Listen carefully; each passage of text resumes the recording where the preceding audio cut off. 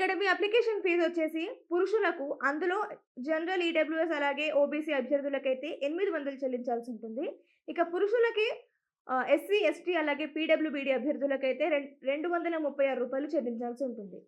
ఇక మహిళల్లో general, OBC అలాగే ఈడబ్ల్యూఎస్ అభ్యర్థులకైతే రూ. 708 చెల్లించాలి.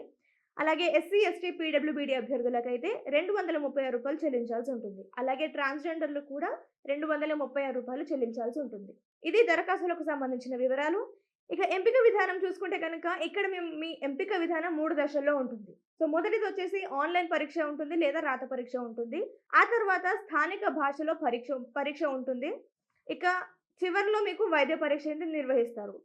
సో, ఆ తర్వాత మీ రాత పరీక్ష అలాగే ఈ 3 స్టేజెస్‌లో ఏ పరీక్షలో మీరు సాధించే ఉత్తీర్ణత ఆధారంగా తుది ఎంపికైతే ఉంటుంది.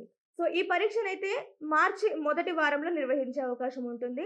సో, అధికారికంగా ప్రకటన అయితే రాలేదు. సో, త్వరలోనే అధికారికంగా ప్రకటనొస్తుంది. ఈ నోటిఫికేషన్ గురించి మీరు కంప్లీట్ అప్డేట్స్ తెలుసుకోవాలనుకుంటే పీఎన్‌బీ ఆఫీషియల్ వెబ్‌సైట్‌ని మీరు చెక్ చేస్తూ ఉండాల్సుంటుంది. ఆన్‌లైన్ ఎగ్జామ్‌లో ఉండే టాపిక్స్ అలాగే వాటికి సంబంధించిన మార్క్స్ చూసుకుంటే సో, జనరల్ అలాగే ఫైనాన్షియల్ అవేర్‌నెస్‌లో మీకు 25 క్వెషన్స్ అడుగుతారు. మొత్తం 25 మార్క్స్‌కి ఉంటుంది. అలాగే మీకు కంప్లీట్ ఎగ్జామ్ 60 మినిట్స్ డ్యూరేషన్ ఉంటుంది. ఈ ఎగ్జామ్ మీకు ఇంగ్లీష్ అండ్ హిందీ 2 లాంగ్వేజెస్‌లో ఉంటాయి. అంటే బైలింగ్వల్‌గా ఉంటుంది మీకు. అలాగే జనరల్ ఇంగ్లీష్‌లో కూడా 25 క్వెషన్స్ 25 మార్క్స్ ఉంటాయి. క్వాంటిటేటివ్ అండ్ రీజనింగ్ యాప్టిట్యూడ్‌లో కూడా మీకు 25 క్వెషన్స్ 25 మార్క్స్ ఉంటుంది.